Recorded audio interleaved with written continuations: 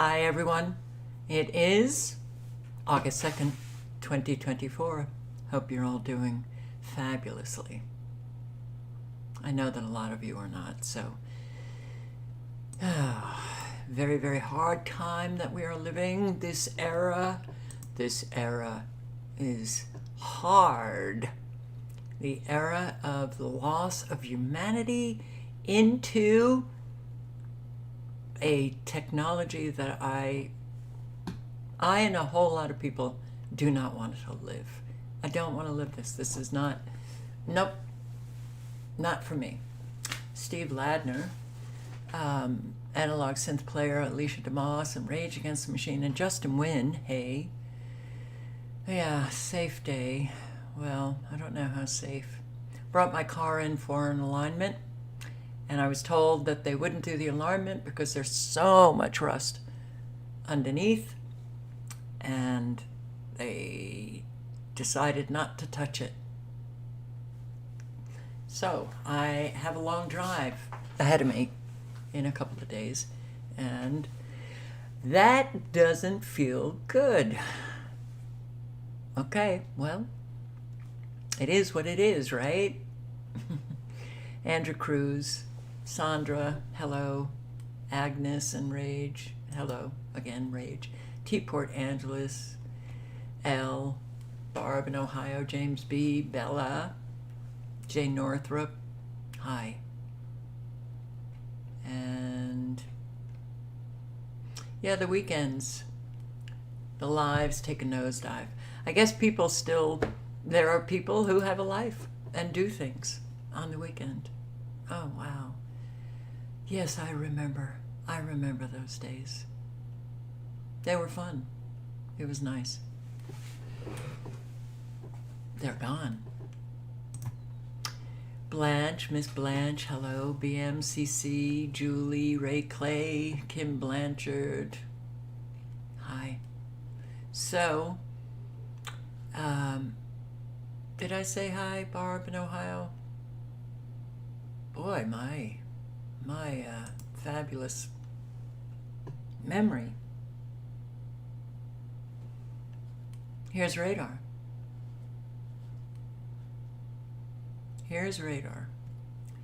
You've got a lot of controlled weather up here in New Hampshire, some in Vermont,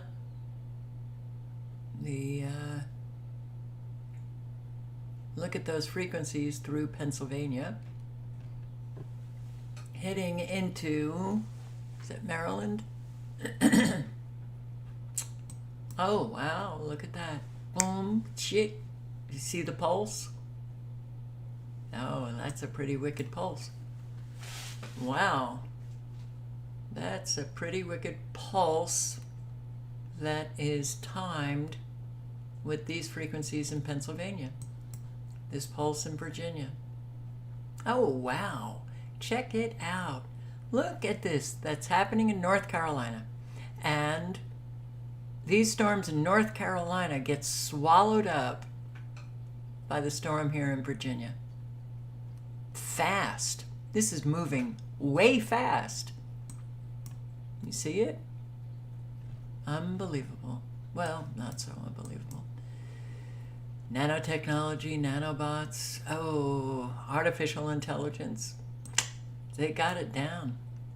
Got a hurricane wrapping itself around, what is this, Ohio, Indiana, Kentucky. Still, you have these supercells in Kentucky. And this doesn't look pretty. Louisiana into Mississippi. That looks like flash flooding to me. This looks bad down here in South Georgia. That does not look good at all. But again, all of the precipitation is being swallowed up. Wow. And yes, Florida. Now you've got your nanobots coming in from the east, going west. You have this precipitation up here in North Florida that is being swallowed up. What is going on? Well, frequencies can do that. Electromagnetic frequencies can do that.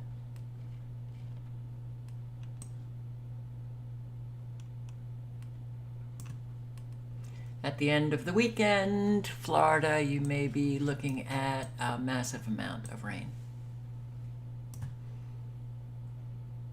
Wyoming, Colorado, Nebraska. Severe weather. Well, this is very strange to see this weather front going up north, kind of in a westerly direction. New Mexico, supercells. Well, I don't think there's any tornado alerts, but okay, none. But of course, there are severe weather alerts. We've got Maryland, Mississippi, Nebraska, Ohio, and Virginia.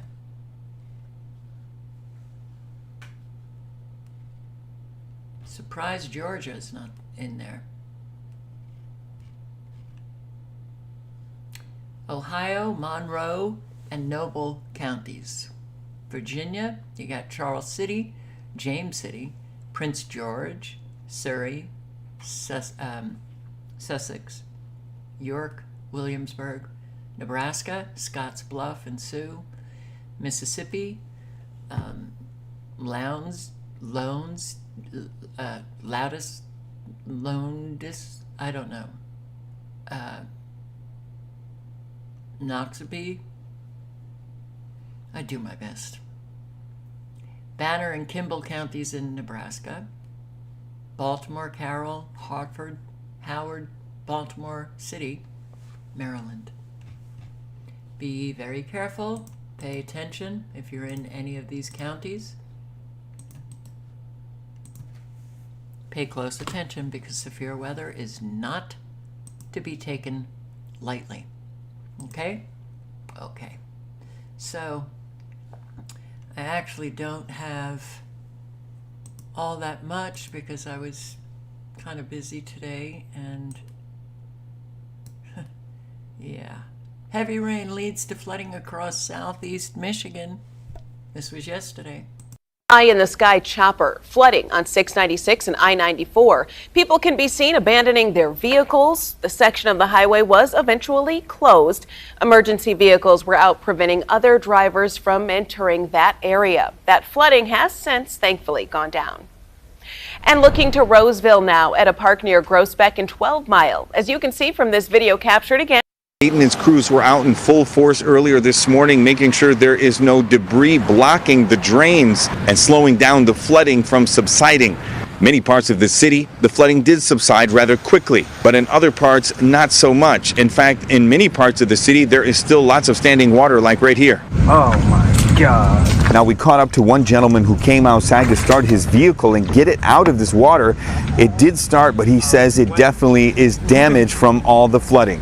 It's terrible. I don't know why I pay so much to live here, and this is a thing. I'm glad that my car is okay, but I don't know what to do about this water. I'm going to call my property management for sure, and I'm going to figure out why this is like this, and I'm going to go from there, definitely. We'll see, I guess. Yeah, good luck. You know how Americans listen to Americans. Whitney here, we are still seeing a lot of cars driving through this water. Another truck is just blowing past this barrier right now. Ooh, they're actually turning around. But that water department truck that was here when we talked to you at 5:30 actually put all of these cones back up. You can see this car driving through another area where someone hit a cone and moved it out of the way. They did it the same with the two barriers on the very left as well. Cars are just hitting these barriers and blowing right down Hoover. And if we can look on Hoover here, you can see all of this water. Just this street is completely flooded with cars stalled out towards the other end. There's about 5, maybe 6 cars with either lights flashing or just completely stopped. We actually talked to one person who had to push through this as well. And there are more cars just about to come through. You're going to see them splash through. Yeah, a lot of cars got stuck. There were some rescues. This is weather. It's rain. Oh, yeah, like we ever lived this. Now we live it all of the time. In fact, I'm even going to say on a daily basis, somewhere, people are experiencing this. Researchers from the University of Vermont are raising some concerns tonight about Burlington's Riverside Avenue and potential future landslides. The new study published earlier this week by the scientists at UVM says it's even more important after this week's historic rain in the Northeast Kingdom. Here's NBC5's Sid Boulay. We basically have the slope slump probably a foot and a half here, and when we were here last winter it was maybe 8 inches. Scientists from the University of Vermont are taking a closer look at Burlington's Riverside Avenue. It's actually really urgent to start this conversation now, because otherwise we have a dozen buildings on this slope, any one of which over the next decade or 2 decades could land in the river. The road and properties on it have a long history of losing land down towards the Winooski River. I will post the link if any of you are in Vermont, but landslides, land movement, wow.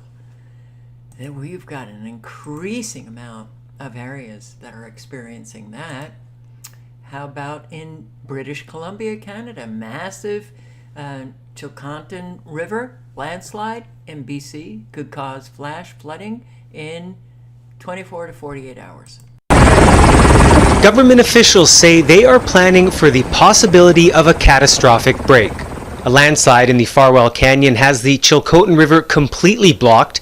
Behind the slide, a new lake has formed, which is growing by the second, and there's concern how long the dam can hold. We don't have a certain timeline of when that could reach. The risk is imminent, and that is why the evacuation order has been put in place downstream of the dam. Now taking a closer look at those evacuation orders on the Chilcotin River, there was 2 of them issued by the Caribou Regional District, which covered 12 homes and 13 people. And those folks were asked to leave the area immediately, head north on Highway 20 up to Williams Lake, where the Emergency Services Center is located. An emergency alert sent out Wednesday asked people and boaters to immediately leave areas on the river or along the banks of the Chilcotin and down the Fraser River to Hope. The slide is 30 meters high and 600 meters long. The Thompson-Nicola Valley Regional District is stopping ferries at Lytton and Big Bar.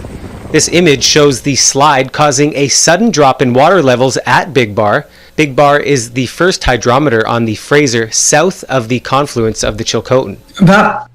I mean, it's landslides, mudslides, dams busting, breaking, levees breaching.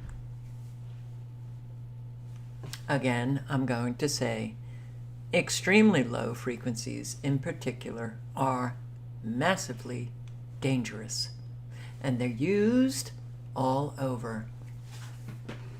Those frequencies going through the ground can cause a whole lot of ripples underneath, land movement, cause earthquakes, yada yada.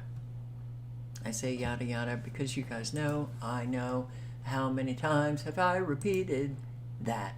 How about Saudi Arabia? Saudi Arabia. Saudi Arabia?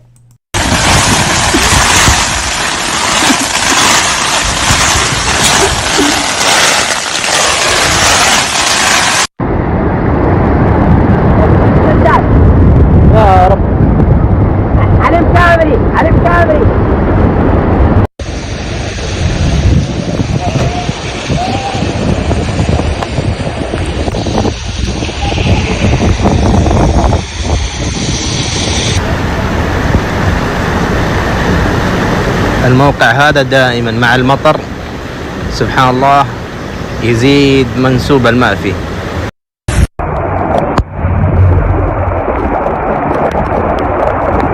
Region, accompanied by high-speed winds, lack of horizontal visibility, hail, torrential rain, lightning, and high waves in the city of Jizan and the governorates of Abu Arish, Lud al-Masarha, and Al-Tul Samta. It's, yeah, not weather warfare, don't worry. This is climate change. It's all climate change. It's Saudi Arabia. Okay? Okay. Yeah. Okay. Don't question anything. Keep your mind completely as a gift to government officials and mainstream media. France. Activated its crisis. Severe storms, floods, landslides, broken trees, significant damage was reported throughout France. From July 21 to August 1, 2024, severe storms swept across France. Wind gusts reached up to 90 km per hour in some places.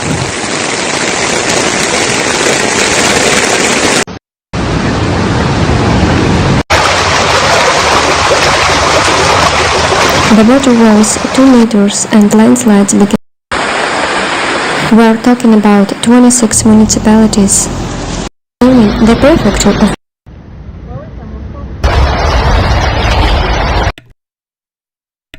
I'll post the link if you want to hear. Some of these channels, I have a hard time understanding what they're saying. The link is in the chat. Yeah, okay. Well, don't you think we need to be questioning what's going on here? Don't you think? Don't you think the world needs to be questioning? The world's people need to be questioning what's going on? Don't you think? I think so.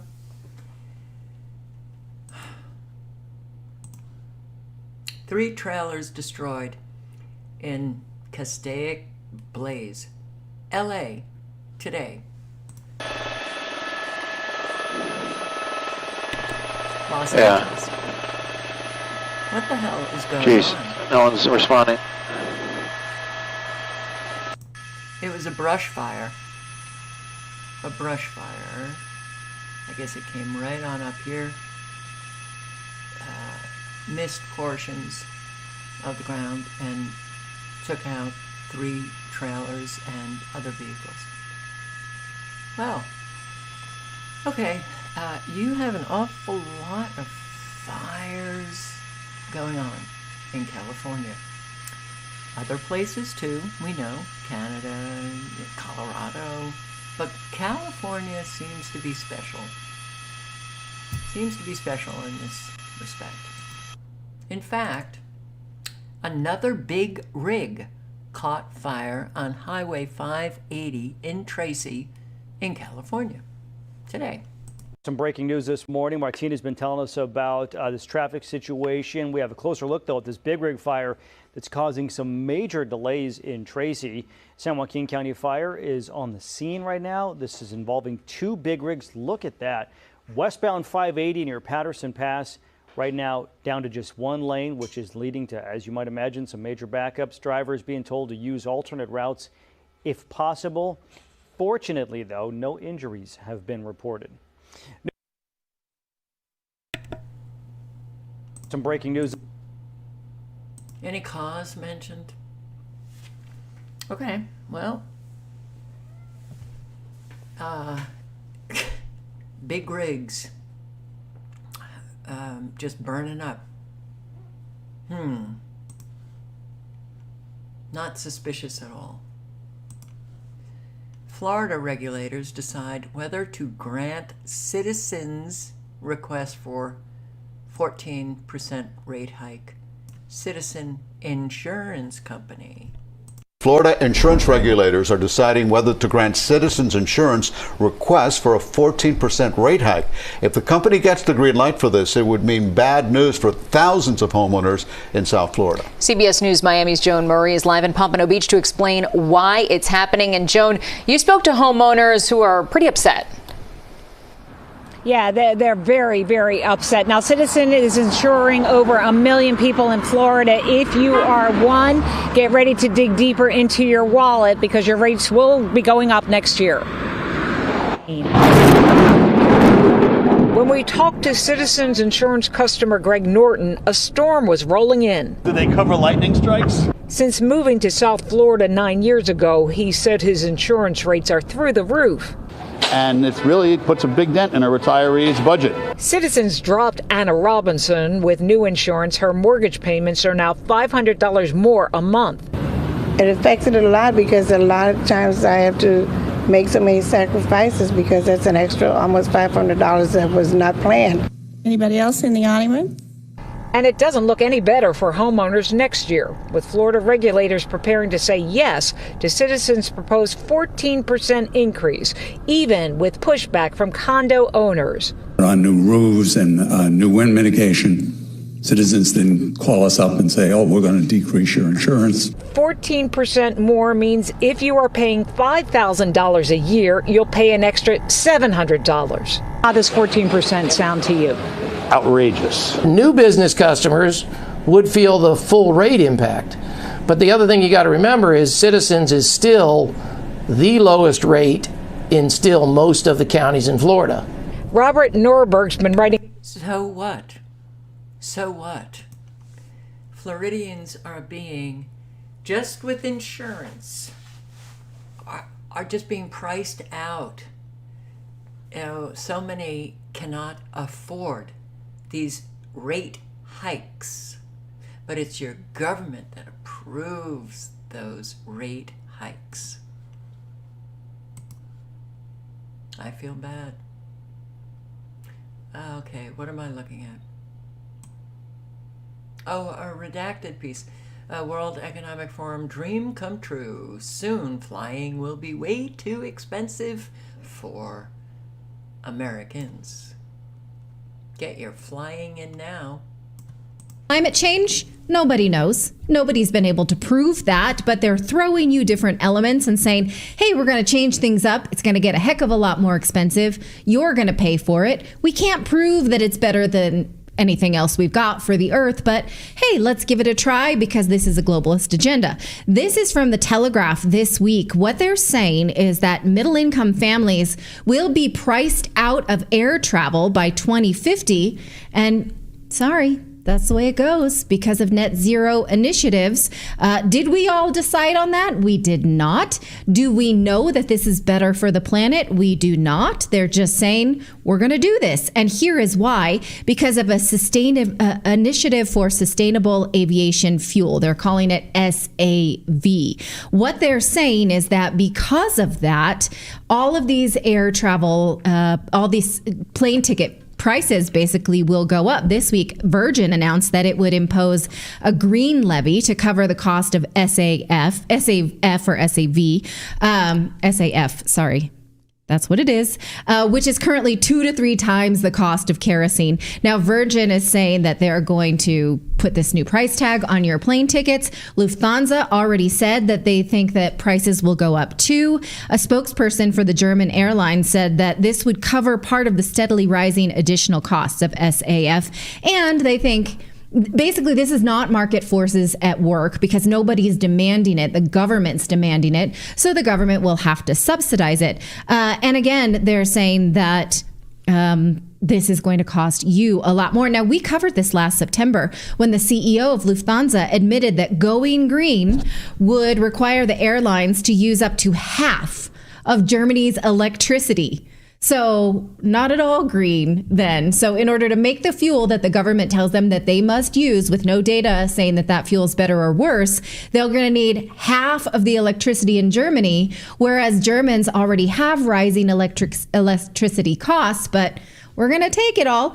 In fact, he said that we would need around half of Germany's electricity to do this. And he says, from today's point of view, it won't work to even have the availability of the quantities that are demanded us, not to mention the high costs that are, in the end, the passenger will have to bear.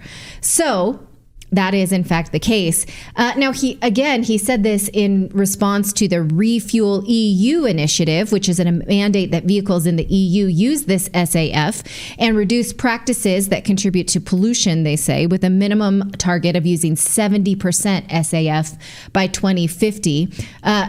We don't really know like what they've done in terms of like, is this fuel better? Is it good for the engine of the aircraft? Does it prolong or shorten the life of the aircraft itself? Is it safe? We don't have that information. They're just saying, well, it's not a fossil fuel. So, yeah, accept it, okay? Accept it. It is what it is. The programming of acceptance of everything that goes on. Not good. You're accepting evil, and that is what is going on. All of these agendas. It is terrorism. I saw a comment from somebody. This is, that all of it, terrorists are attacking ordinary people, not just in our country, as we know, all over the world. Western countries, for sure, bringing them down. Oof, damn, jumped out of a plane, don't have a parachute. Oof, I can feel the descent.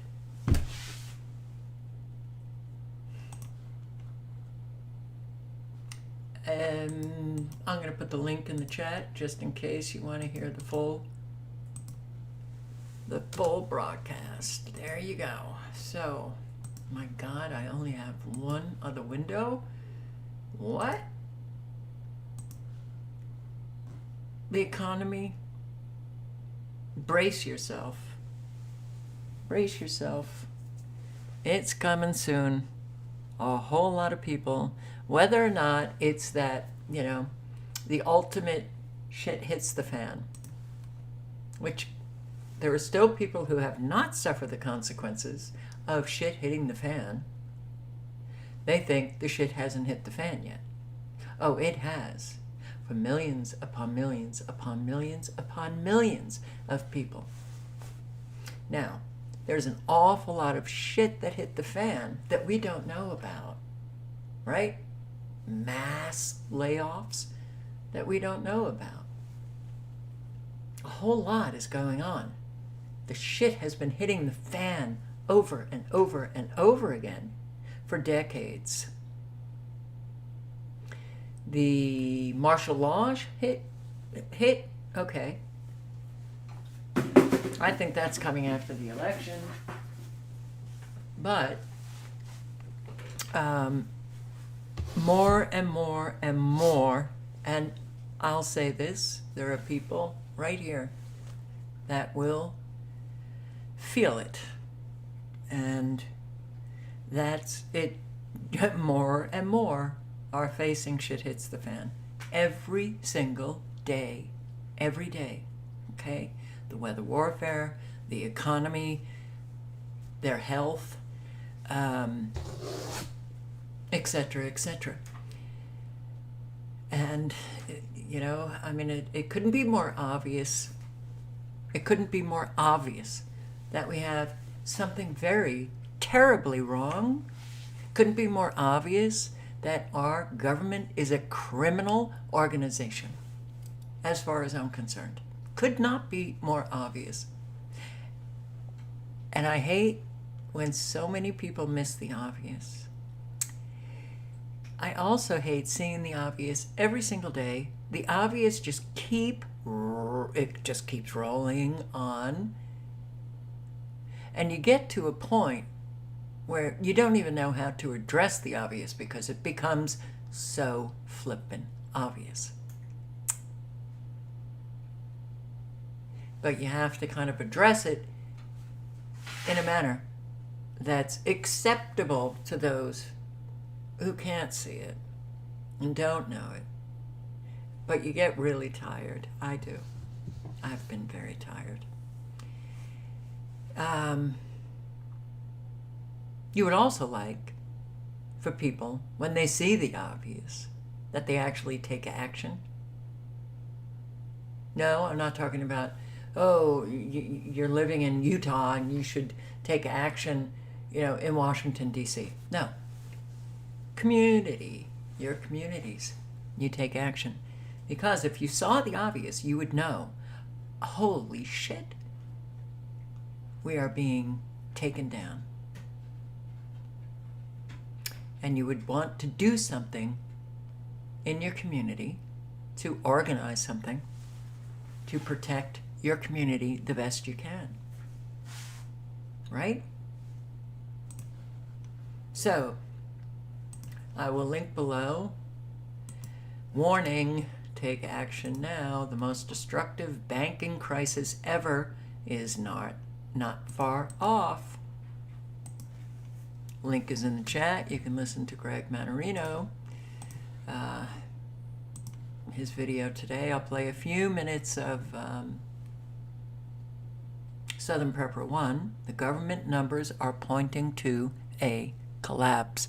Prepare now or suffer the consequences. Now, I'm just going to play a few minutes. I don't have to agree with everything, or people's beliefs. To continue to listen to them, there are things that I just disagree with. That's fine. But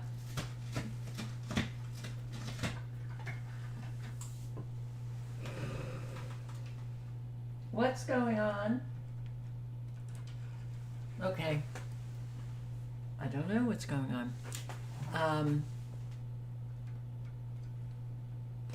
But I do listen to the information that is imparted that affects all of us. Okay. People are not seeing this freight train coming down the track, and they're standing in the center of the track. And they're going to get hit, and they're going to get devastated. Preppers on YouTube and preppers overall, prepare for a situation. And I don't care what you're preparing for. First of all, prepare spiritually. You will one day die unless the Lord comes back and raptures you, but you will die. And then your biggest prep will be determined. What did you do with his free gift of salvation?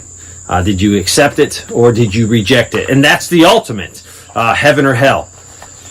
So make sure that prep is taken care of. After that, I'm going to give you some facts. You can't argue with these facts. These are facts. It's not that asteroid's going to fall on you. We're going to get nuked. Bioweapons going to be, released across the United States. No, facts. September 2023, we hit $33 trillion. A few months later, January of 2024, we went up to $34 trillion. July of 2024, we hit $35 trillion. Then 2 days after that, we went up to $35.124 trillion. So I'm really looking for some huge jumps, 50 billion, 100 billion jumps till the end of the year. I think we've exhausted all the tax revenue that's come in, and I think that's why we're seeing these big jumps now. I think the biggest number to watch is defense spending. I think it's up at $912 billion for the year. The number right underneath that is $908 billion. That's interest on the debt. Interest for this year, $908. I expect in 3-4 days, the interest on the debt will be more than what we spend in total defense. And that's astonishing, seeing we're like in every country with our military. We're poking our nose in everybody's business. So we're going to be spending more just on the interest than we do on defense. You can fast forward 4 years down the road at the current rate of spending. They're predicting by 2028, our debt, which is about a little over 35 trillion, will be 46.7 trillion in 4 years. That's like $11 trillion in 4 years.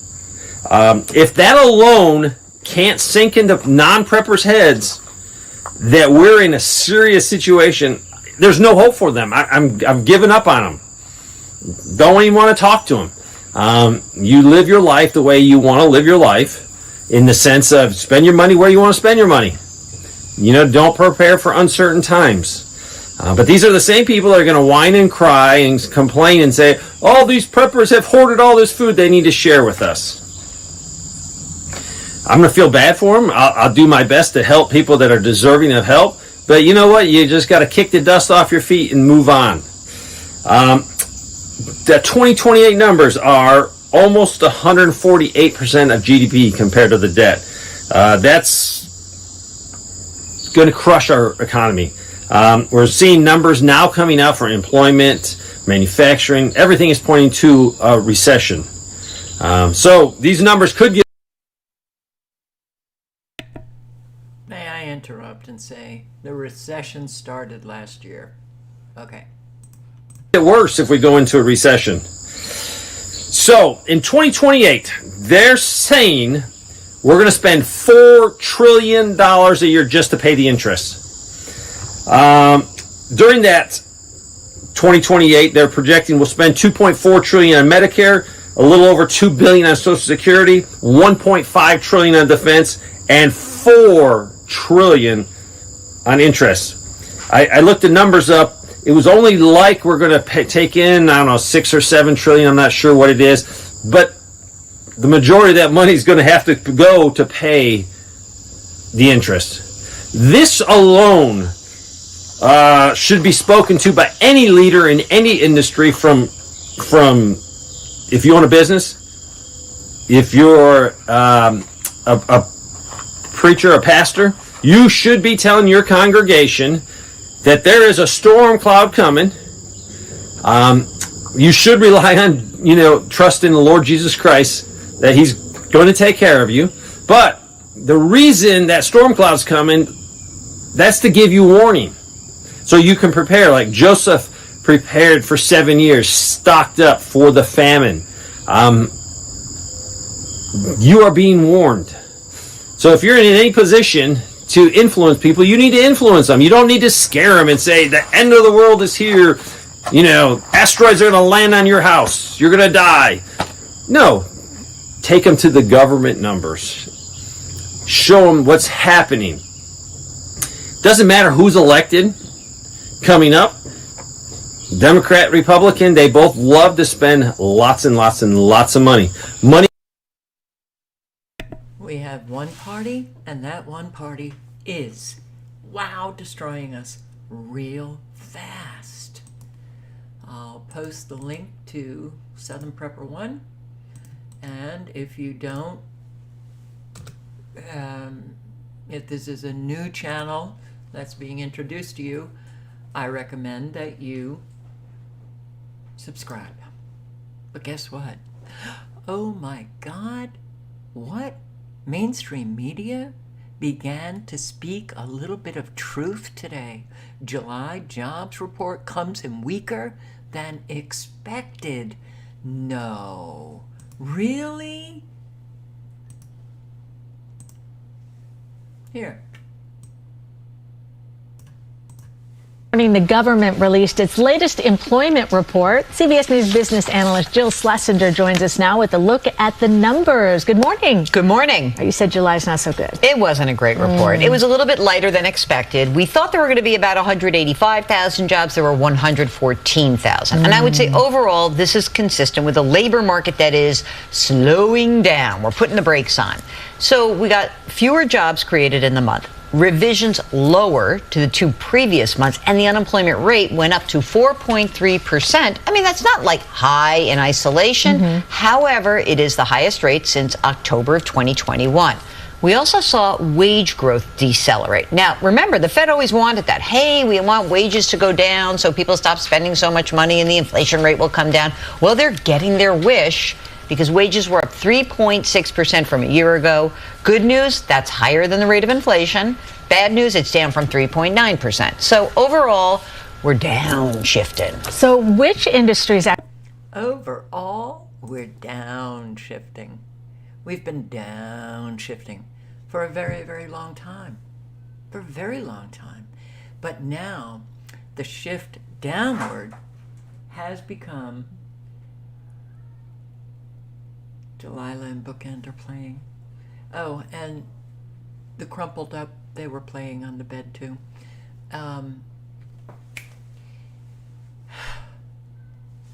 It's unfortunate that we didn't hear any of the truth coming out of mainstream media. And this is, you know, a drip out of their mouths. The economy has pretty much collapsed.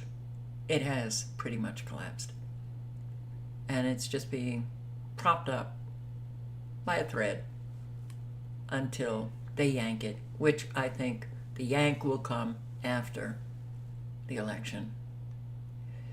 Because whoever is selected, the other team will be electrified towards rioting and violence. Things are definitely heating up. Blackstone raised rents double the market average in San Diego. Oh, another interesting mainstream media. Blackstone. Yes. This could have been stopped. Government is supposed to be protecting the residents or the citizens.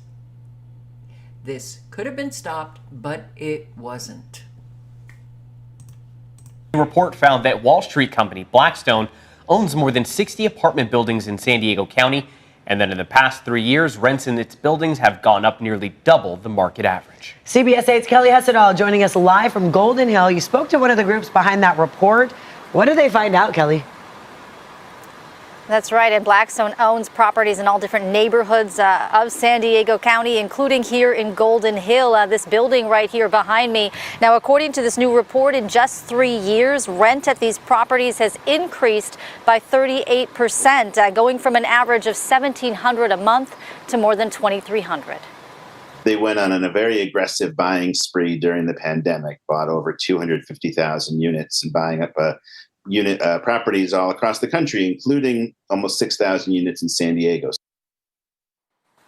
And so that was Jordan Ash. He is a member of the Private Equity Stakeholder Project, a nonprofit watchdog organization that studies the impact of the private equity industry on communities. Now, their report titled Helter Shelter found in some Blackstone-owned buildings, rent for new tenants went up as much as 79% in just 3 years. So we have a map showing exactly where Blackstone-owned buildings are. And as you heard him say, the company owns nearly 6,000 units across the county. We've seen protests here against Blackstone just a couple weeks. And it's not just in San Diego, it's all over the country. These investment firms buying up all of these properties and then jacking up the rents to the point where people are going homeless. Can government step in and rectify the situation? Absolutely. Will government? No. Because your government is a criminal organization working with BlackRock, Blackstone, investment firms. Oh man, don't you get tired? Woman at center of Laguna Beach property dispute served with citation. I showed this video of this crazy woman screaming and roping off, the sand, claiming it was her property, and it wasn't. Tonight, an update on this viral video from Laguna Beach where a woman was seen berating beachgoers, saying they had crossed onto her property. Assignment editor Mike Rogers is live at the desk. And Mike, you have a copy of a letter this woman just got in the mail, right? Yeah, Susie, the California Coastal Commission says she was verbally harassing those beachgoers, and they've sent her a notice of the violation of the California Coastal Act. I'm going to show you some more video here about how all this went down. This is not an Instagram moment, place. You're in my property. Get moving now. Now you're in my property line. Move it. Yeah, you hear the woman there say, now you're in my property line. Well, the California Coastal Commission begs to differ, saying these people are on public land while they're at the beach, and now accuse this woman, the homeowner there, of violating the California Coastal Act. Now, in California, all ocean beaches are public. There are no private ocean beaches in California. Generally, the rule is where the high tide water line is, where the California Coastal Commission says these people were well within their right to be where they were. Now you see all the ropes that she's holding, and then behind her, the California Coastal Commission says those ropes are not legal and she must remove them. Susie, in this letter, they list all of the violations they accuse her of breaking, and they also say that she's got until the 16th to notify the Coastal Commission about how she plans to proceed. She then has until a date in September to comply with what they want. If not, Susie, they could charge her up to $11,000 per day that the Good. I hope they do. I'm playing this just to let Californians know there are no private beaches.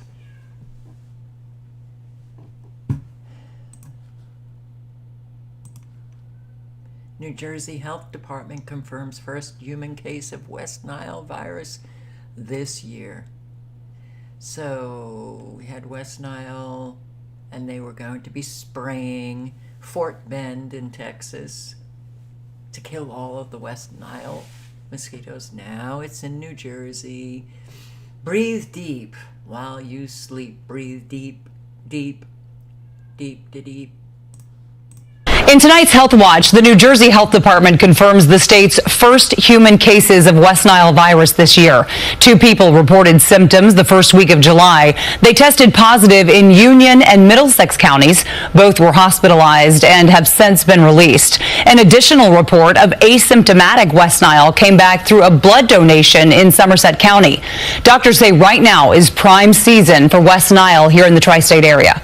Perfect time for the virus to be contracted. It's from May to October, and August actually is very high risk. In Westchester County, the season's first mosquitoes carrying West Nile virus were found in Croton, Mount Vernon, Rye, White Plains, and Yonkers. West Nile positive mosquitoes have also been detected in Orange County. In Suffolk County, 40 mosquito samples. Okay, so my hunch, these are the places they're going to be spraying. Oh, with toxins. This is New York. It's not just New Jersey. This Suffolk County is Long Island. Orange County, I'm not sure. But Westchester and, yeah, all of these.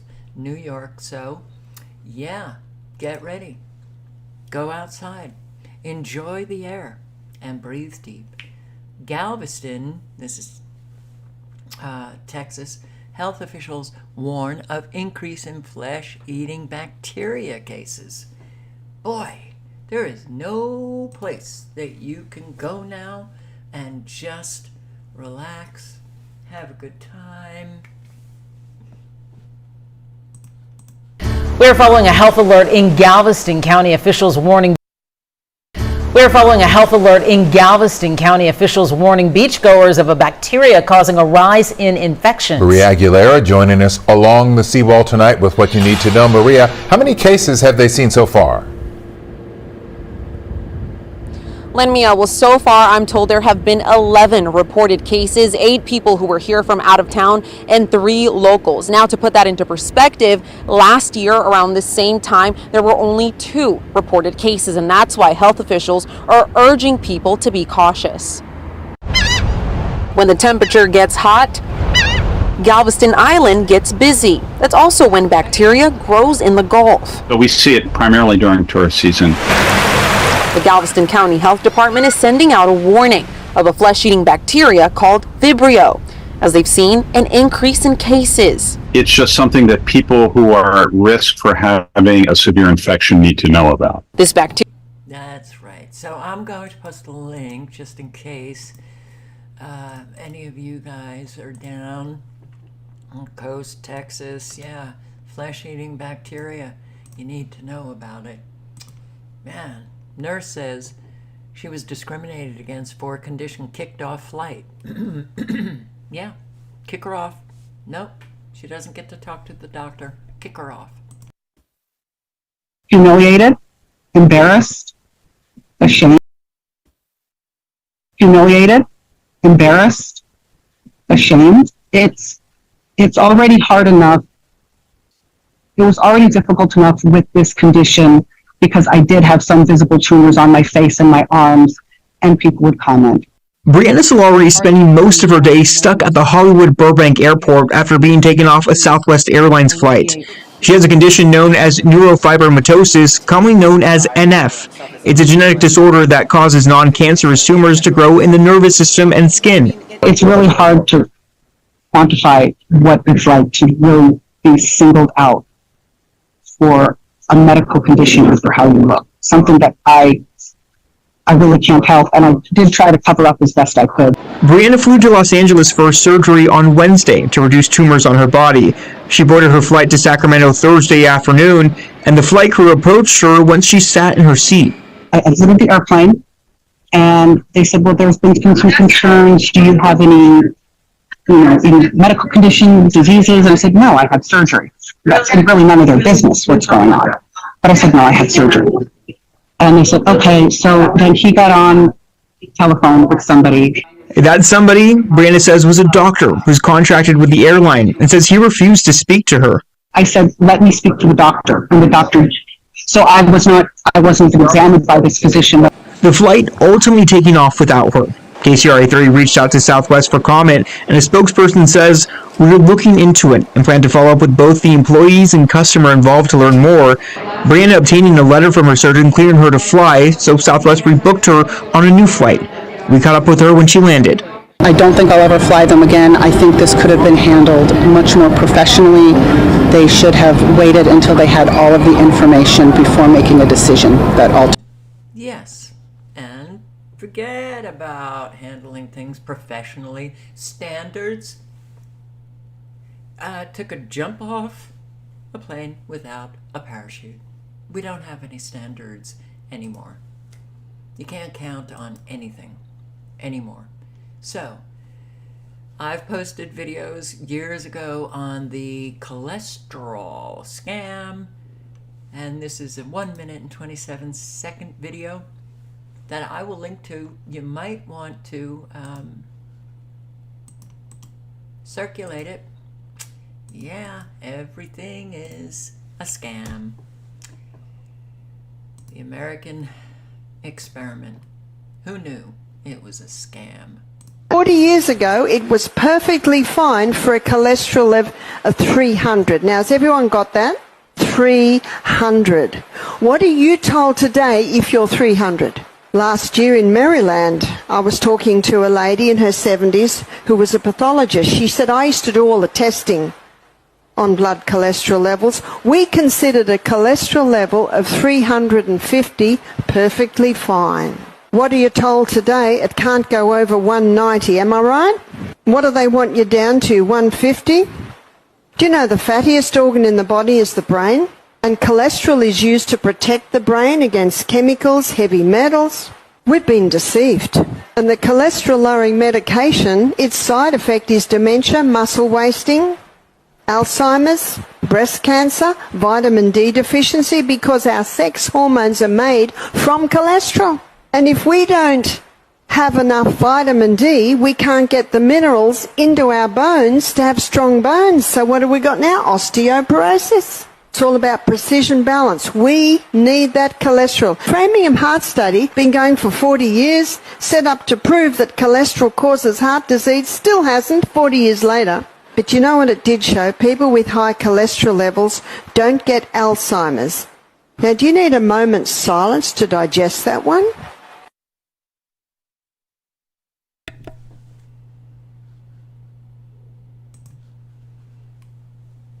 Protects the brain from heavy metals. Breathe deep. And isn't it statins? Is it statins that reduces Lipitor? All of those medications are so dangerous. The adverse effects, not fun. Maybe I got it wrong with the statins for cholesterol. But yeah, cruel summer. Hawaii tourism reeling according to a new economic report. Of course, even without all of the fires, it would be reeling because people do not have any discretionary funds. Is different. Kristen Concilio reports. Jason Koch relies on tourists every summer to book activities across the island. People expect almost to have double the amount of tourists during this time. But this year is different. It almost feels like it's just a random week in March or something. So, yeah, it's a strange summer for a lot of people in tourism. The latest tourism report shows that fewer visitors came to the islands in June, causing a downturn in business and vacancies here in Waikiki. There were almost 900,000 visitors in June. That's down 2% from the same month last year. Visitors are also spending less, and that means businesses are suffering. There's just not as many people that come. Like these streets, like normally you're gonna like see like crowds of people walking by. Like this is Kalakaua, like the main strip, and it's kind of quiet. Yeah, there's just a lot of like shops up for lease up here. And almost Here we go. The fire. Lahaina. a year after the Lahaina fires, Maui still hasn't recovered, with the number of visitors down by more than 20%. I work in the tourist industry, so we're not close to where we were last year or the year before at this time. Lahaina's still suffering financially. Kristen Concilio, Island News.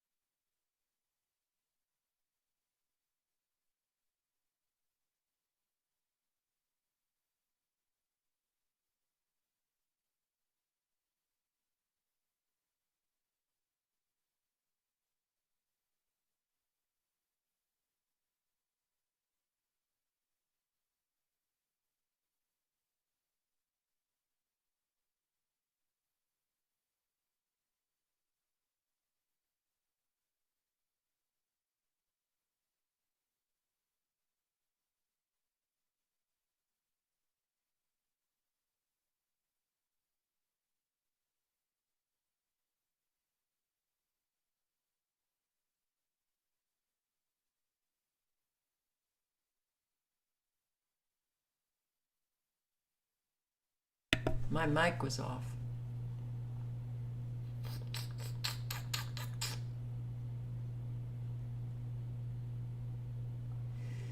That's from a subscriber in Israel who was put on leave. She also works in tourism. I'm sorry, the sound, I need a new mic. And she works in tourism. She was put on leave without pay, October 7. Booking agent for a tour boat company scheduling foreign tour groups to take boat rides on the Sea of Galilee. Starting November 1, I received unemployment benefits from the government for 175 days, 70% of my previous salary. That ended in May. During COVID, the government kept extending the unemployment benefits for almost 2 years. No extension this time. Unemployment benefits this time remain at what they originally told us. To make things worse, they are going to be increasing prices, property tax, though they're delaying that, an increase in the VAT tax, value added tax on all goods and services next year to help pay for the war. I don't know what other people in the tourist industry are doing when their unemployment benefits end, but I would imagine they are desperately trying to find work now in a different field. It was hard for my boss to get employees back after COVID. And I'm going to jump ahead. If any of you are interested, you can read it yourself. But they're killing the tourism industry. But the fact is that an awful lot of people do not have the money anymore to do tours, to go on vacation. By a series of interesting circumstances, I found a job in a different field. Part of those circumstances is that in May and June, I took a free course offered by the state on preparing for retirement. She will be 65 in October. After this 4-session course, which was really excellent, the most important thing I learned is that in spite of all the years of my husband's very dedicated work at the same company, his pension is so appalling that we both will need to work the rest of our lives, at least part-time. The retirement income this course quoted as a minimum, it's without feeling any stress, is unbelievable. I don't understand how most retirees could possibly bring in that much each month. Because my unemployment benefits ran out, and because what I learned in this course on retirement, I began to look for work, and she did find a halfway decent part-time job with some nice people, and says a very rare thing around here. It was all perfect timing. Aside from that, the war just goes on and on and on. Another appalling subject in so many respects, as you well know. Yes. Tourism. People losing their jobs. But one of the reasons why I decided to read that email in particular, subscriber from Israel, because throughout the years, I was amazed at how many people would leave comments believing that all Jews are protected. They're protected. Nothing happens in Israel to the Jews. Really? So you didn't see what was happening with our pandemic? And the Israelis being shot up with that vaccine?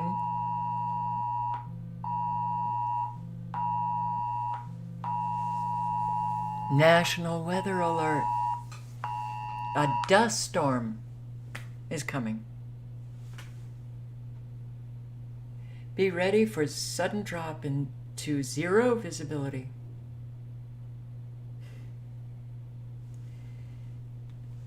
Okie dokie. No. Evil versus good. Not Jew versus Christian or versus Muslim. Not black versus white. It is a spiritual war, and it's good versus evil.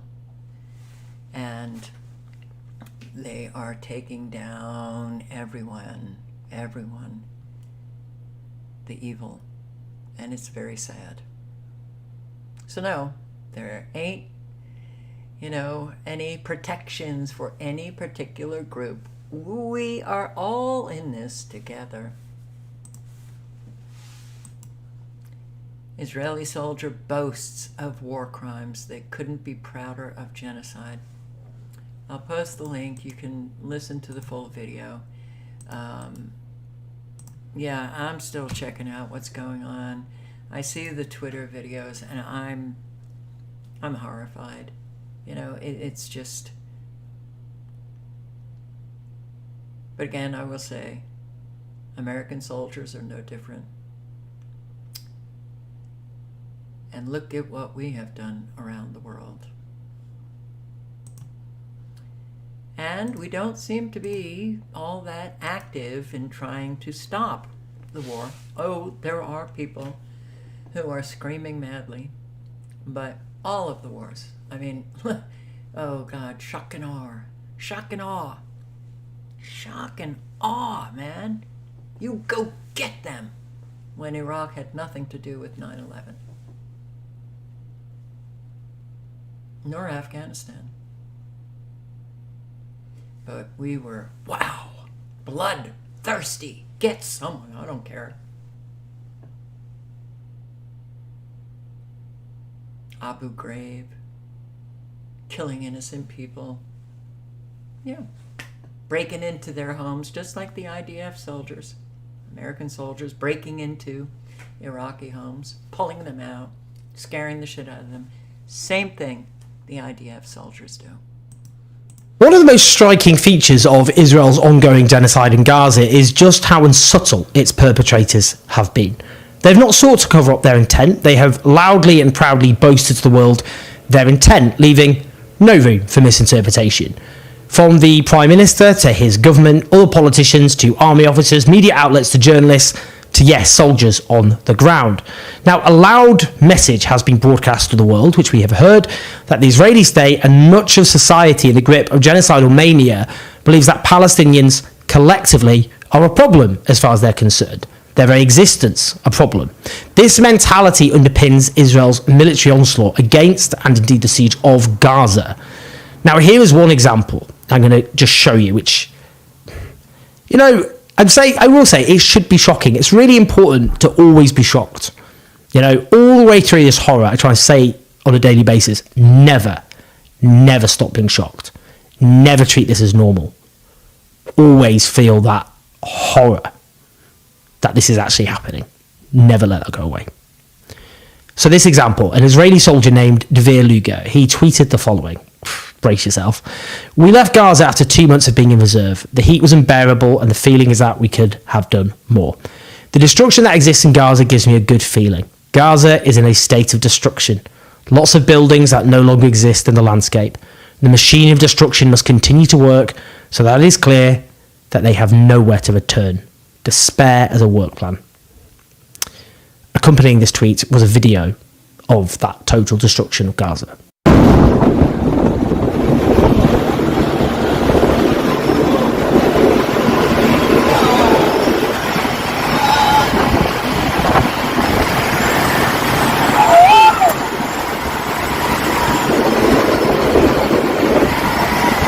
It's difficult, isn't it, to find the words? It's difficult.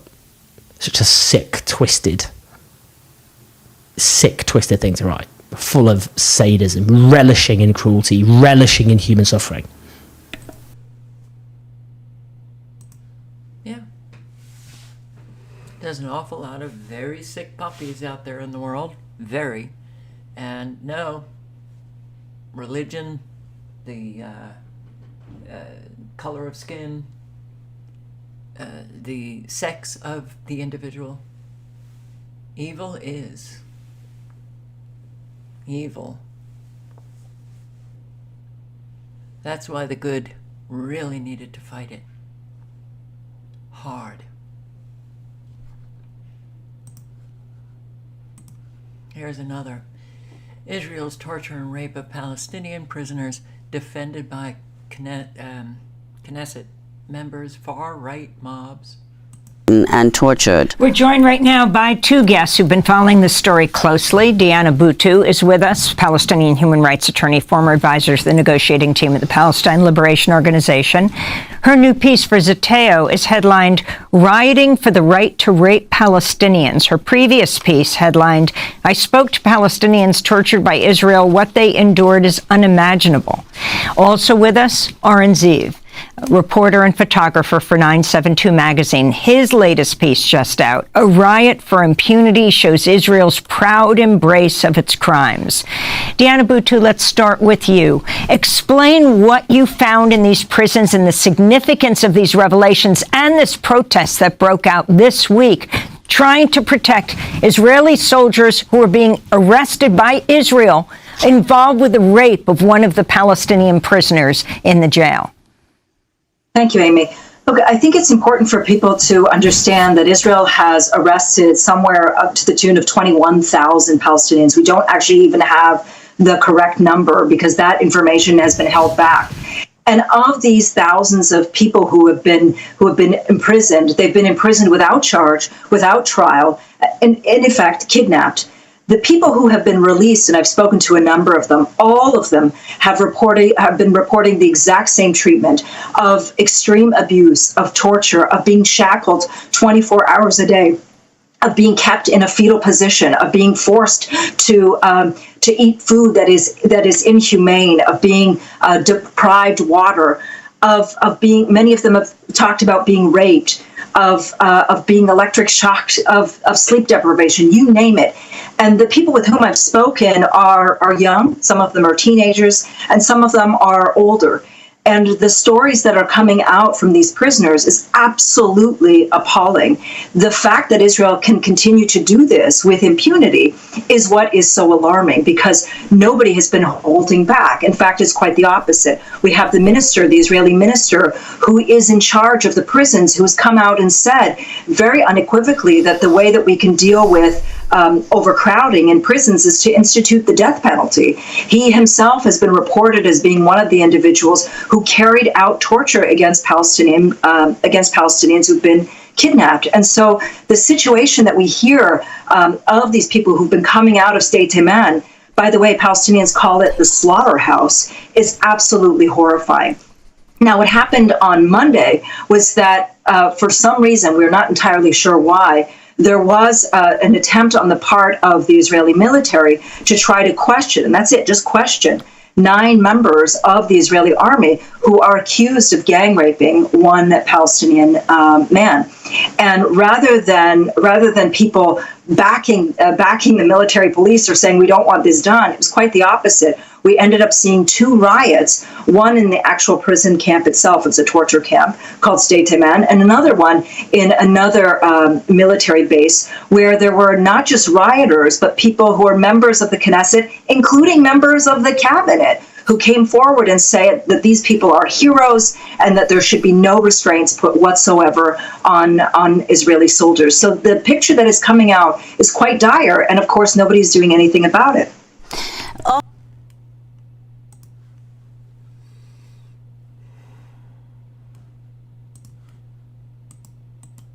Trump is evil, Biden's evil, Bibi is evil. Got an awful lot of evil that they remain in power. Clintons, the list is long. You all know that, right? Right. Well, it's the world's people that allow all of this to flourish. I probably think the best quote ever is that quote, evil, and I'm going to butcher it because I'm too tired and I can't remember, but evil spreads when good men and women sit around and do nothing. Here we are. So it is, it's hard to take. Man robbed by at least 10 Utes. Utes. My cousin Vinny. Utes. In Central Park, New York. Thank you. Police are searching for a group who mugged a 23-year-old man in Midtown early this morning. They say it happened at around 1:30 near West 32nd Street and Broadway. Officers say 3 people on city bikes rode up to the victims and then snatched his gold chain and then rode off. Meanwhile, in an unrelated robbery, a 37-year-old man was mugged in Central Park last night. Police say this robbery happened at around 10:30 when a group of 10 men ages 10 to 20 years old surrounded a 37-year-old in Central Park near Center Drive and 63rd Street. The 10 suspects mugged the victim and then rode off in different directions on those bicycles throughout the park. I just threw this in because I've been showing all, not all, but on my lives, all that I've collected, all of the violence that is taking place in New York. It's going to get worse. God, oh, please, New Yorkers, if you can leave that city, do it. And I agree, Kim, what they are doing to Palestinians is everyone's fate. Oh, some details might be tweaked, but it's everyone's fate.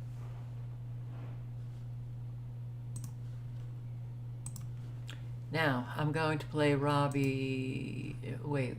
Tommy Robinson. Now, I don't know much about Tommy Robinson, but I did see an awful lot of people leaving comments, oh, he's a shill, he's working for that. So I don't care what's happening in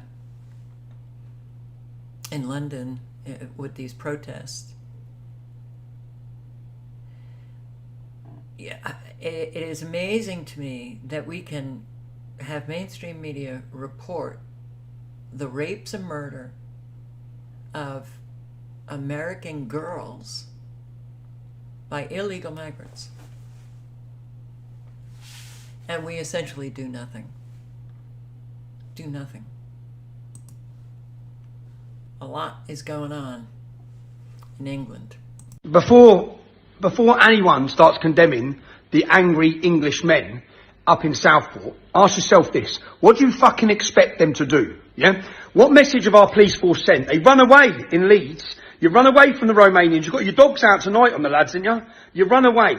What message do you send when you said there was no evidence against the Muslim lads who kicked the fuck out of 3 police officers? You said there's no evidence and you let them off because you were shit scared because they get violent. So what message have you sent to the British public? You're going to bring total anarchy to this country because you're basically telling people whoever's loudest, whoever riots gets heard. Well, the British need hearing.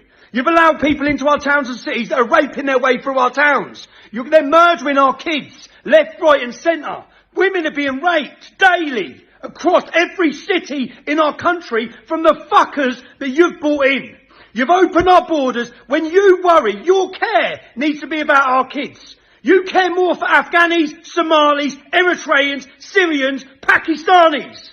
You care more for them. You put them up. You house them. They're a danger to us.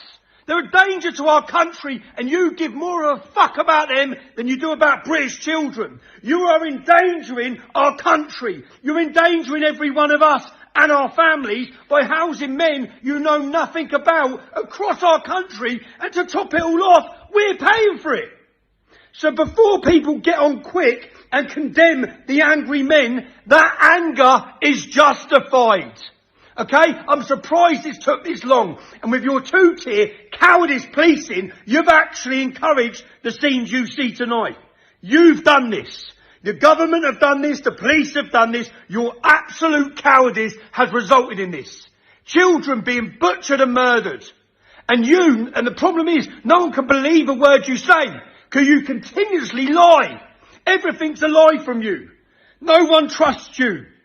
No one trusts your media. The entire nation is about to break down because of your foolish, weak, cowardly leadership. Stop the fucking boats. Get them out of them hotels. Get them gone. Put them on boats and send them back. Okay? They shouldn't be here. They're endangering the safety of our families. Men will rise up. We're always going to rise up. They have to rise up to defend their families. You've brought this war on our shores. You've brought danger on our shores. You cowards.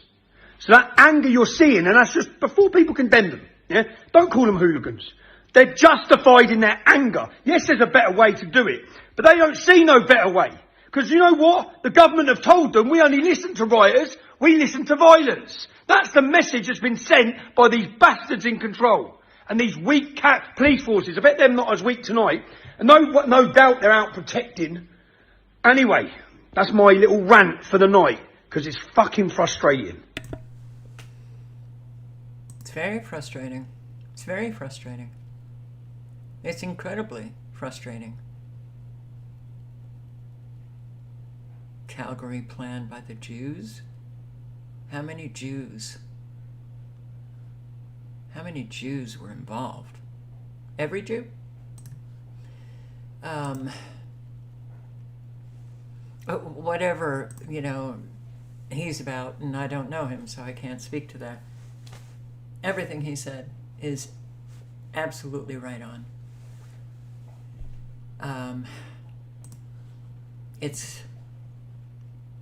So let me get this straight. The British police beat British citizens, but allow migrants to literally do whatever they want. Does it not seem like there's a worldwide agenda to destroy itself now? That's weird. Demon rats? I don't know what that means, but yes, they are, bringing down Western nations with all of these illegal migrants that are causing an awful lot of violence. Governments are protecting the illegal migrants and going after the citizens of countries. So here in Britain,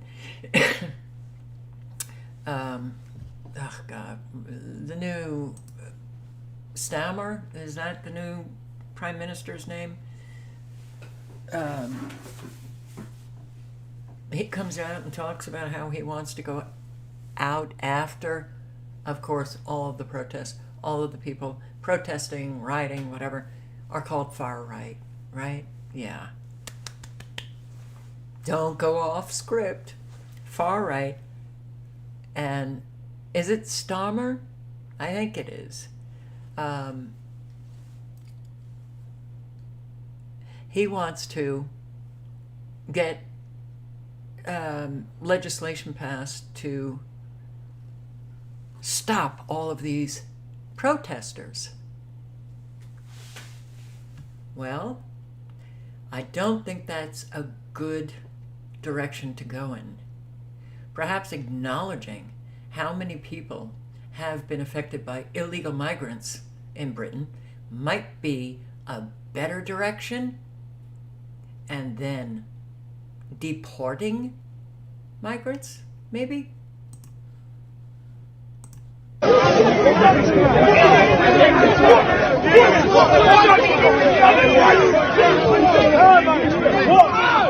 deserve what you're getting. Watch your off. Watch me. Watch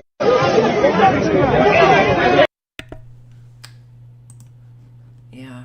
Blaze erupts as mobs set car on fire in another riot sparked by Southport stabbing.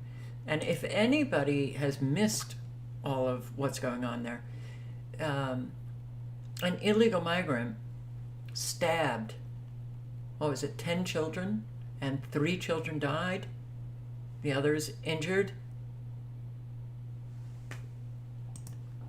Violent protest inevitable. Good start.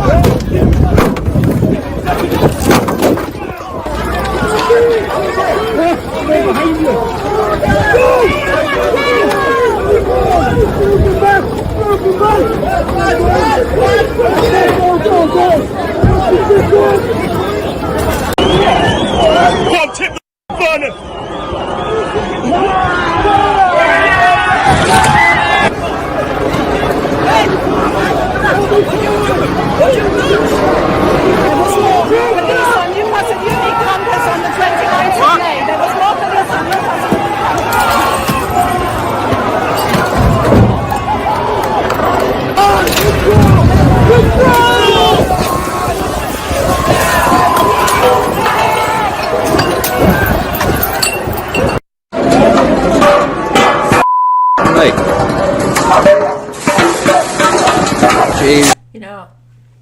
do have to wonder, all dressed in black, all with the hoods, if these are not paid agitators to cause an awful lot, to bring about the riots, so that they can come after the protesters and not the illegal migrants who are causing death and a whole lot of chaos in Britain, right? Well, it goes on here too, but see, to me, I understand people get angry, but it doesn't make any sense, you know. You're going to topple a car over and then burn it. What is that going to achieve? Well, if you're wanting to achieve more violence and riot and mainstream media drama, that's what you do. Okay, Starmer, that's right, I was right. Protests have been planned for more than 20 cities and towns in the UK this weekend against mass immigration and crime, and I bet there's going to be a huge turnout. So let's listen. So the Prime Minister tonight reacting to what has happened over the course of the last 48 hours. His conclusion, very simple, it's all the far right, as if they're causing all of the problems. No, the far right are a reaction to fear, to discomfort, to unease that is out there shared by tens of millions of people. Let me be clear. I don't support street violence. I don't support thuggery in any way at all. But I'm worried, not just about the events in Southport, but about societal decline that is happening in our country. Law and order, folks, on our streets is breaking down. This Prime Minister hasn't got an earthly clue how to deal with it. We need to start getting tough. We need to use stop and search, regardless of the colour of the skin of anyone that gets stopped. We need tougher prison sentences for anybody carrying a knife.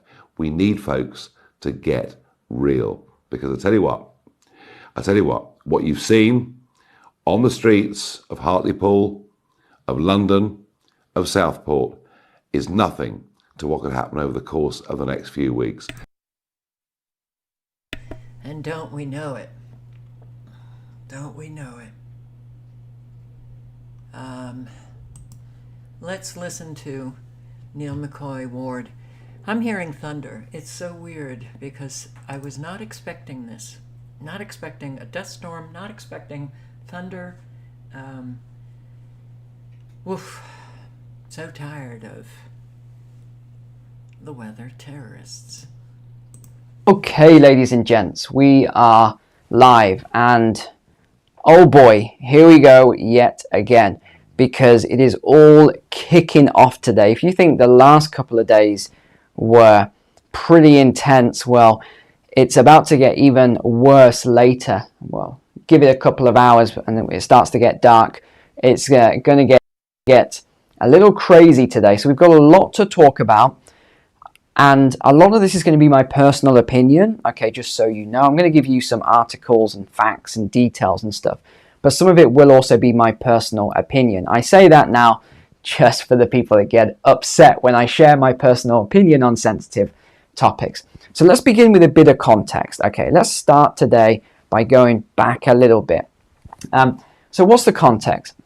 Keir Starmer, the new Prime Minister of the Labour government, has come out and he has said that he's going to create this new team, this new police team to crack down on far-right thugs and all this other stuff. And when I heard that at first, I started looking into it and all this new tech and AI and restricting people's movements and all this other stuff. I thought it was quite interesting he said that. And here's why. Let's go onto the shared screen for the bit of context here. Okay, here we go. Machete fight, 12-year-old. Another machete fight. They're expecting more trouble within days. Okay, this is just the last couple of days here, by the way. 8 arrested after machete fight, Southend-on-Sea. Arranged gang fight. This is back in April, causing distress for residents. Another machete, this goes on and on. And actually, I can't show you this clip. It's pretty serious. Another one in Sheffield. Okay, and then we get on to what's being in the media today. So I've given you that bit of context, okay? And the reason I was giving you that context right there was just so that people don't make any, don't point the finger at me saying, oh, you're taking one side or the other. I need to give you context because what Keir Starmer says is we've never seen this level of sheer aggression in the UK in however many decades or whatever he said. Well, that's not actually quite true. And he's also saying that the people rioting, right? So there's two things here. You've got protests, okay? And then you've got riots across these different areas. But what he's doing and what the police and all the media are doing is they're bundling everybody, even the people protesting peacefully, into the rioters. And now you look at this very coordinated media campaign against, and again, I'm not defending people rioting here. I just want to be clear. I'm defending the people protesting. There's a big difference. So there's this media campaign now against the protesters. Now, I want to show you all the stories, and I didn't even grab all of them, okay? We've got, and by the way, we're going to talk about this image in a second as well. Or shall we do this first? Okay, you notice everyone's using this image. He's actually 18 this week, by the way. I'm not sure what day it is, but he turns 18 this week. This blurry image that isn't even high quality is being used. There's another image that's being used. We'll come back in a second. So this is what he actually looks like, by the way. This is the guy on the right here. This is him as an adult. Now, if I click any of the content that shows it, conveniently, none of this content is available. None of these adult pictures. Don't ask me why, it's very suspicious, but I found this one. Now, this is the other one when he was 8 or 9 years old that's being put in the media everywhere. Why? There are high quality pictures of him as an adult. It doesn't really make sense. There's something very strange happening here, and maybe it's psychological. So maybe there's this big campaign to show him as this young kid, whether he's the 9-year-old or the 11-year-old. Because why? When I think of a kid or any children, what do I think? I think, oh, poor thing. Look at this kid. Oh, I love kids, or whatever reaction you have. So why are they not showing the image of him as an adult? I found 5 or 6 of them as an adult. Why are they not using any of these images? Why are they using these 2 that are very blurry of him of a 9, the 11-year-old? It doesn't make sense. Drop a comment if you agree. It doesn't make any sense why they're doing this. Okay, let's get back to where were we? Right. And then we get on to, okay, here we go. So every article today, 2nd of August, you can see the dates, far right, riots. Everyone is far right riots. This one says protest, which is from Al Jazeera, more accurate. Okay, far right.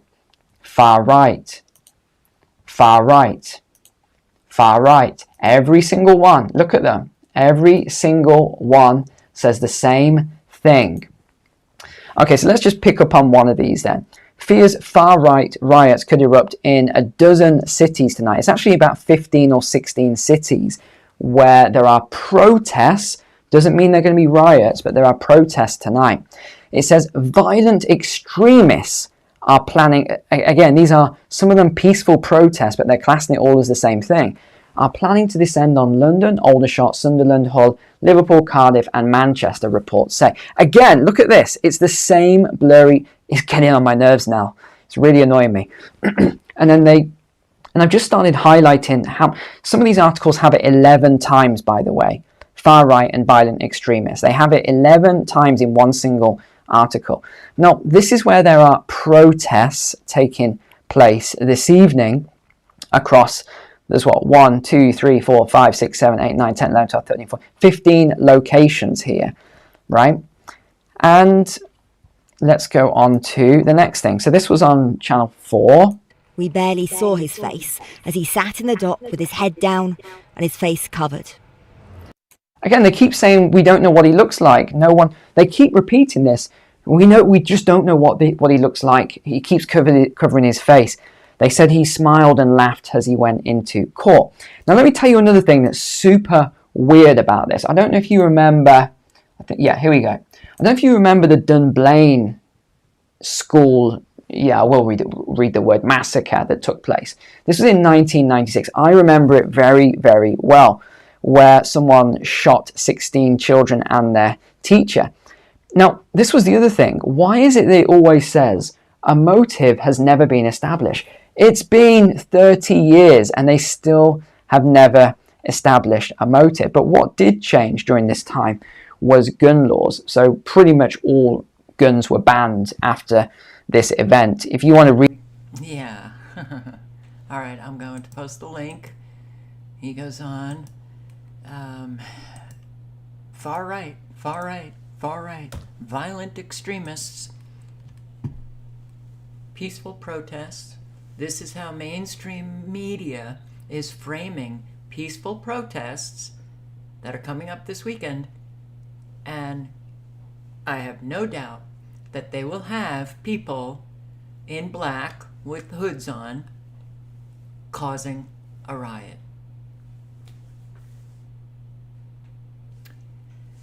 Wow, okay, so, yeah, take a hammer to your TV.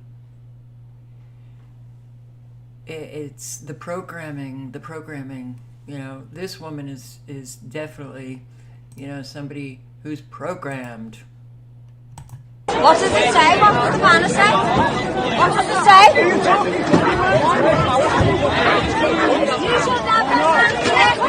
Racism, you stupid cunt! What does it say? What does the banner say? What does it say? Hope, not hate. So she's one of the counter-protesters. She's one of the people who, these illegal migrants who come in and cause an awful lot of crime. She is programmed as a counter-protester, believing that all of these people are racist and they're far right and they're violent extremists.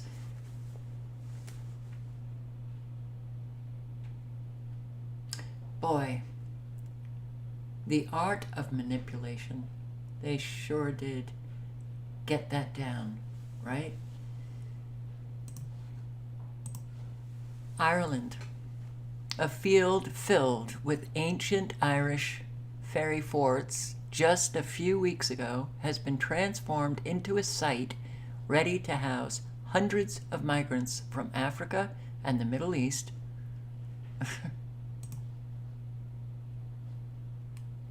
Here it is.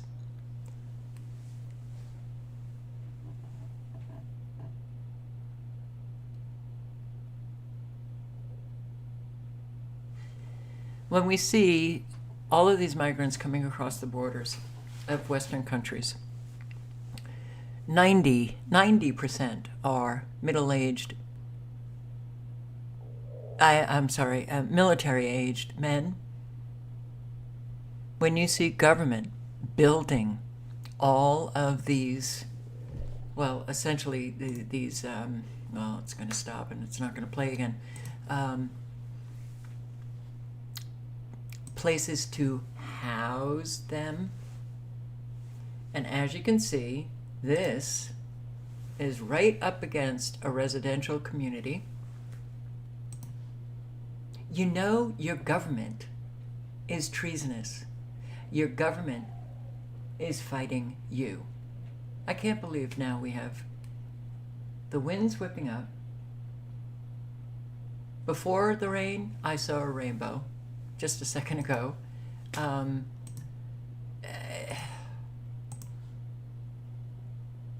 It's this right here, this little supercell that they brought up on us. Look, you got bubbles down here in Mexico.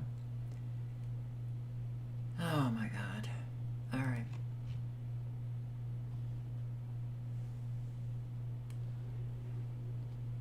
Well, I'm listening to it.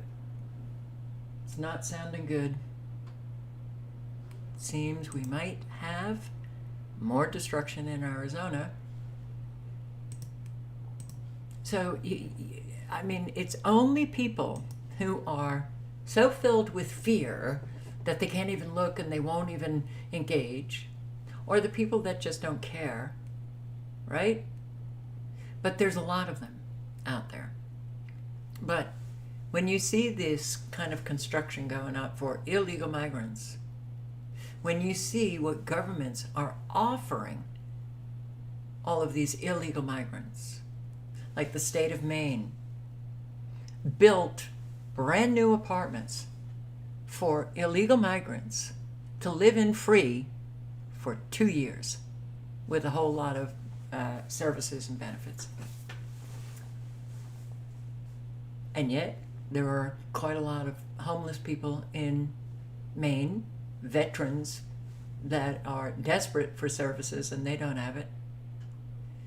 Just using Maine as an example, how can you think anything but your government is working against you? And keep footing the bill. Keep paying the salaries of these government officials. Keep footing the bill. That's what we do. Right? Seriously deranged are a whole lot of people. Ordinary people. If they think that they're going to escape what's happening, oh, they're in for a very rude awakening. Polish farmers have begun to spread pig manure at the Polish border to deter Muslim migrants from trying to enter the country.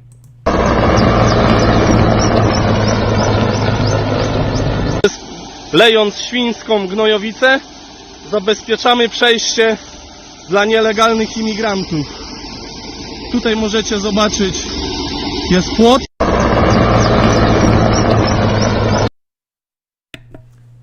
Well, why not? But here, the world is collapsing. Why we must have strong men. I'm going to play a few minutes of this. I will link to it. You can listen. It's a 14-minute video. I'm just going to play a few minutes. And I agree, but it's also we need strong women. There are a lot. Okay, not enough. And, you know, the same could be said in I didn't listen to the full video, but what I did hear, the same could be said about women. That they too have to come together. So, you know, obviously we have different strengths, men and women, but we've got to come together somehow, right? To men, I want to tell you a quick story, very brief. A student left my school. Now, a lot of students leave my school. A lot of students join my school, and it happens all the time. But this particular guy, I'm not going to mention his name, left my school a couple of days ago, and I found out about it from other students. That's kind of rare. Normally, when a student leaves my school, they say, hey, thanks, Tim, for the education, whatever. I've come to the end of my time here. I've got to do something else now, but thank you, goodbye. And I'm like, hey, thanks so much, mate. No worries. Anytime, you know where we are. They go, everything's fine. This guy just went. Disconnected, gone. A little bit upset about it. I'm not upset in a kind of, well, I'll tell you what I'm upset about is where have the men gone? That's what I'm upset about. What happened to men, masculinity, what I feel we owe to each other? I've spoken before about the need, the necessity. Men need each other. We need to be accountable. That's the main thing, to each other. We need to be held to account. I've just got back from rowing, for example, and I row with another guy, also called Tim, in the club. He's a big guy, and we're in the boat. He puts a lot of power into the boat. We row in what's called a pair, where we have one blade each. And what that means is, if you're not committed to the stroke, if anyone knows anything about rowing, we both weigh about 230, 240 pounds. If you don't commit to your stroke, then the boat can overturn. So every single stroke you put in, you must be committed to your stroke. You're relying on that guy in the boat to be there. To be in the boat committing to every single stroke. And if you don't commit to a stroke, as I said, the boat can become very unstable, especially at race speeds, and it can be very uncomfortable. The boat can overturn sometimes. So I'm aware of in my civilian life now, relying on another man. In my flying life, of course, I would fly with, as I've said before, all nationalities, all races, all sexes, doesn't matter. And I fly in airplanes and my life is in their hands, their life is in my hands, vice versa. So I'm used to that from aviation. So I run a school, and all I ask of my students is they just invest a little bit in the school. Obviously it's subscription based. But what I mean is when they're in the class and they say they're going to do something, I expect them to do it. I help them to do it. That's what I'm there. I'm an instructor. That's what I do. I help them fly this video game. So this guy decided to leave. Now, the reason that I'm a little bit miffed about this is because about a year ago, I was in my gym, which is ahead of me here. I'm looking at it now in my gym. It's in my garage. And I was just working out. I tend to work out in the mornings. I tend to also, between sets, then check the school, because about midday onwards, I'm going to be doing stuff in my school, helping people out, maybe doing some paperwork, admin, that kind of stuff. And I'm in my gym, I'm lifting, doing some stuff. And I check the school and I get this message from this guy about a year ago. And he says, I'm going to leave and I don't think I'm getting the value from the school anymore. I said, okay, cool, no worries. Hey, look, thank you for being here. I never really try and keep people in. I'd make sure that there's not anything, I make sure I can learn from something. Is there anything that we've done, or is a school not, could it be any better for you? And this guy was like, well, you know what? I'm not really flying the jets. I'm flying the helicopters and I don't really want to pay to do the lessons. And I said, well, that's great. I think he was on the lower tier anyway, so he wasn't paying for lessons, but he says, I don't really want to, and I said, okay, cool. I said, thank you for, being here, and I wish you all the best. But he kind of carried on with the messages. In the end, I didn't really understand what's going on. I said, I don't really know what you really want here. You're saying that you don't particularly want to pay. Is that what I'm hearing? You don't want to pay to be in the school, which is about £10 a month. And I said to him, he's a bit too backwards and forwards. And I said, look, be a man here. Tell me, what is it? And he got upset by the fact that I said, look, be a man here and tell me. That phrase kind of triggered him a little bit. Be a man. Come on, be a man about it. Tell me what you want. Look me in the eyes and tell me what you want. Now, it was on text messages, but you know what I mean? But that's what we should be doing as men, isn't it? Standing. Tell me what you want. What is it you want? I have an issue with this because I'm not very good with nuance. My brain is a bit ADHD. I don't know. Flying jets for 20 years. I'm not too sure what my brain is, but I like people to lay it out. Tim, I need you to be here at this time to do this. I'm good with that. I don't see it as offensive. I just see it as a man. I see it as inoffensive. I see that as a very caring way of doing something. Someone has said to me, they want me to do this at this time, at this place.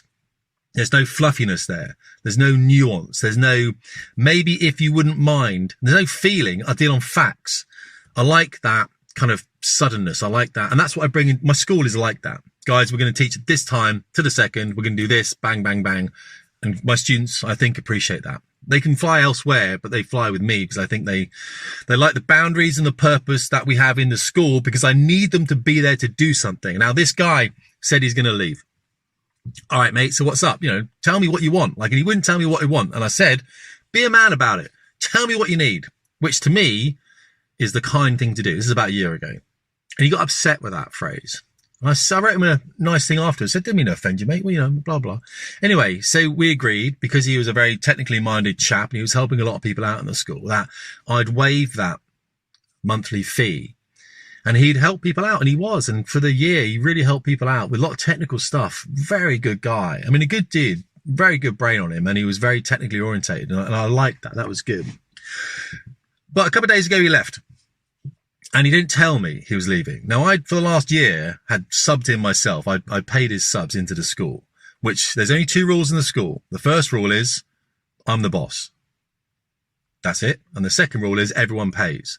This is because I don't want people in the school not contributing financially, because when you get things for free, you don't appreciate them. I'm sure you know that. We have to invest. I pay for everything myself. We have to invest, else we're not invested. That makes sense. Everyone pays. This is the one guy in my school that never paid. This one guy, I waived his fee because he was contributing in another way. So I went, okay, I'll waive his £10 a month. All right. On the lower tier, £10 a month. And he did, and he was really good, really good. However, he left. And he didn't tell me he was leaving. He's gone. But not just gone. Deleted himself from the server, deleted himself from the patch, and he's gone. Like, if I wanted to, I probably couldn't contact this guy again. He's gone. So not just... And I said to one of my students, I said, one of the students said, "Do you know this guy's gone?" I said, "No, I don't. I checked. He's gone. Like literally, he's gone." I said, "What the hell happened there? How come this guy's gone without even a DM? Hey Tim, thanks so much. I'm gone. I'm leaving now. I've got something else." Now, stop. There may have been other things going on. We have all complicated lives. We have complicated partners, complicated families, complicated work. We understand that. There may be something going on. I don't know this. I'm not saying the guy's name. Obviously, there's no point. I'm not having a go at the guy. I understand. We have these things. What I'm trying to get at is, I helped that dude out for a year, I feel. And I would have liked that particular, any student, I'd like any student to turn around and just say, "Thank you for that, Tim, for that year. I'm now going to leave." A DM, a one-liner. That's what I feel men should be doing. Even if he was upset. Well, everybody should be doing. I mean, it's called respect. It's called respect. So he goes on, but the world is collapsing and we need strong men. Yes, we also need strong human beings. We need strong women, and we need strong community, right? That, unfortunately, it's a rare thing happening in our country. That's unfortunate, because without strong community that's organized by strong men and strong women, you ain't surviving. So what's coming up is hold on. You know, live honestly, speak honestly. Establish yourself, develop yourself as a trustworthy human being. You give your word, keep it. You're reliable.